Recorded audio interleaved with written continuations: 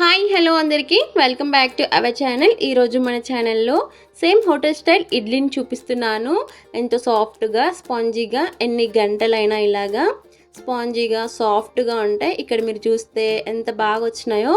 దీని కాంబినేషన్ పల్లి చట్నీని లేదా సాంబార్తో తీసుకున్న చాలా బాగుంటుంది. ఇలా ఒక్కసారి ట్రై చేయండి, చాలా బాగా వస్తాయి. స్పాంజీగా ఎన్ని గంటలైనా బాగుంటాయి. ఇక ప్రాసెస్కి వచ్చేస్తే ఇక్కడ నేను ఈ గ్లాస్తో చూపిస్తున్నాను మీకు కొలతలని. ఈ గ్లాస్తో ఇక్కడ నేను 1 గ్లాస్ వరకు మినపప్పుని తీసుకుంటున్నాను.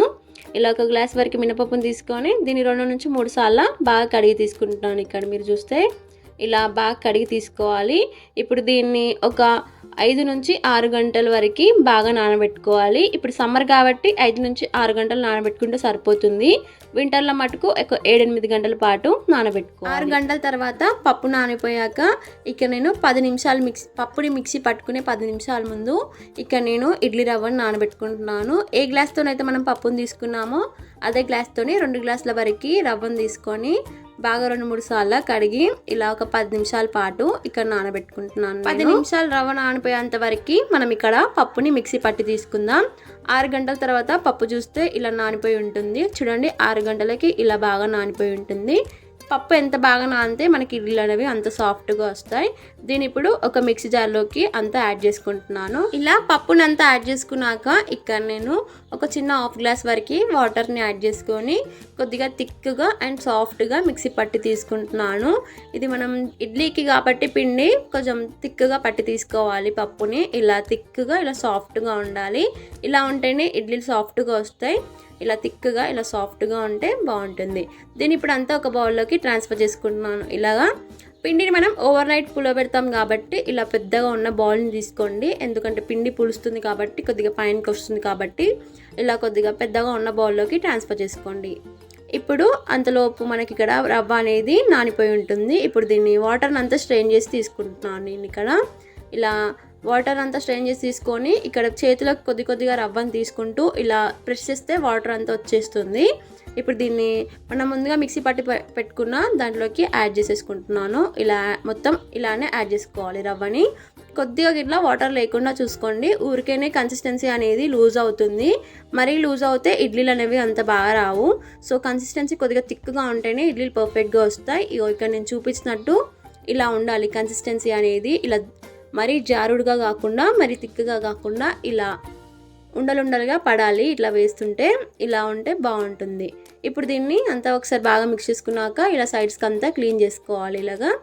ఇలాగంతా క్లీన్ చేసుకొని ఇప్పుడు దీన్ని నేను ఇక్కడ 9 o'clockకి నైట్ 9 o'clockకి మిక్సీ పట్టి అంతా అరేంజ్ చేసుకున్నాను. దీన్ని ఇప్పుడు నేను ఓవర్ నైట్ మార్నింగ్ 6 వరకు పెడుతున్నాను. ఇక్కడ నేను మార్నింగ్ 6 o'clockకి చూపిస్తున్నాను. ఇలా ఉంటుంది పిండి కన్సిస్టెన్సీ అనేది. ఇలా ఇక్కడ మీరు చూడండి, పిండి అనేది ఇలా పులుస్తుంది. మరి ఎక్కువగా పులిచినా పుల్లగా వస్తుంది పిండి అనేది. ఇలా పులిస్తే సరిపోతుంది. ఇక్కడ మీరు చూడండి ఎంత బాగా పులిసిందో పిండి అనేది.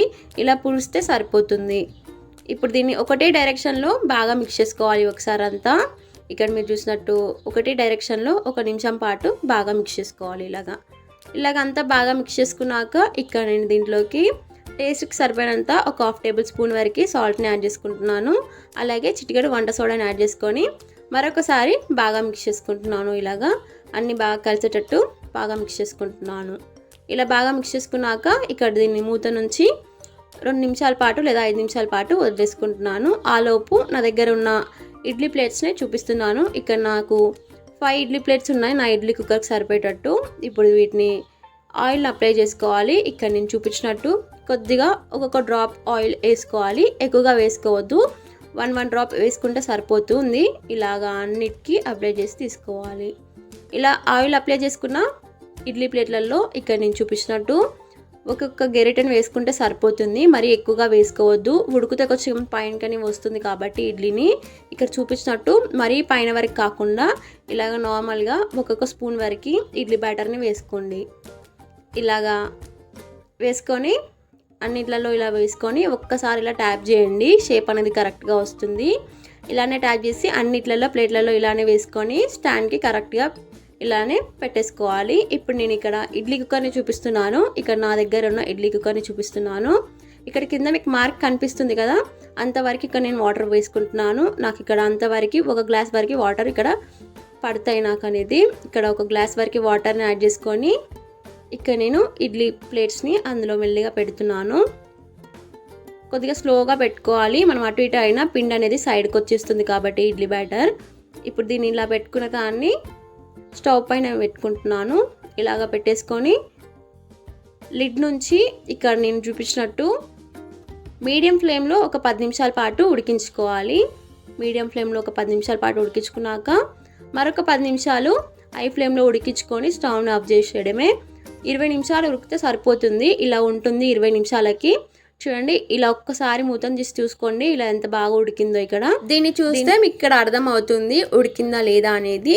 ఇక్కడ మీకు ఇలా నేను స్పూన్తో తీసి చూపిస్తుంటే ఇలాగ పైనకి అనేది వస్తుంది, ఉడికినట్టు తెలుస్తుంది. ఇప్పుడు దీన్ని మూతను అలాగే ఉంచి స్టవ్ని ఆఫ్ చేసుకున్నాక మూతను అలానే ఉంచుకొని 10 నిమిషాలు లేదా 15 నిమిషాలు పూర్తిగా చల్లారేంత వరకు వదిలేయాలి. పూర్తిగా చల్లారినాకనే ఇడ్లీలను తీస్తే చాలా బాగా వస్తాయి, వేడిపైన తీస్తే అస్సలు బాగో. ఇక్కడ నేను 15 నిమిషాలు ఆగినాక తీస్తున్నాను. చూడండి ఎంత పర్ఫెక్ట్గా వస్తుందో. ఒక స్పూన్ని తీసుకొని ఇలాగా తీసుకోవడమే. చూడండి ఎంత పర్ఫెక్ట్గా వచ్చిందో, ఎంత స్పాంజీగా ఎంత సాఫ్ట్గా చాలా బాగుంటాయి ఈ ఇడ్లీలు. చూడండి ఎంత బాగా వచ్చిందో, ప్లేట్కి ఏమి అంటుకోకుండా ఎంత బాగా వచ్చిందో. ఇక్కడ మీరు చూస్తే చూడండి ఎంత స్పాంజీగా బాగా వచ్చిందో. మీకు నచ్చితే మీరు కూడా ఒక్కసారి ట్రై చేసి ఎలా వచ్చిందో కామెంట్ చేయడం మర్చిపోకండి. ఈ వీడియో కనుక మీకు నచ్చితే మీ ఫ్రెండ్స్ అండ్ మీ ఫ్యామిలీ మెంబర్స్కి ఈ వీడియోని షేర్ చేసి మీకు కూడా ఎలా వచ్చిందో కామెంట్ చేయడం మర్చిపోకండి. Thank you for watching. Do subscribe to my channel for more recipes. So మన ఛానల్లో ఇంకా మరిన్ని రెసిపీస్ మంచి రెసిపీస్ ఉన్నాయి. సో వాటిని కూడా చూసి ఇంకా మరిన్ని రెసిపీస్ కోసం మన ఛానల్ని సబ్స్క్రైబ్ చేసుకోండి. Thank you for watching. Do subscribe to my channel for more recipes. Bell ఐకాన్ని ప్రెస్ చేసి ఉంచండి. Thank you for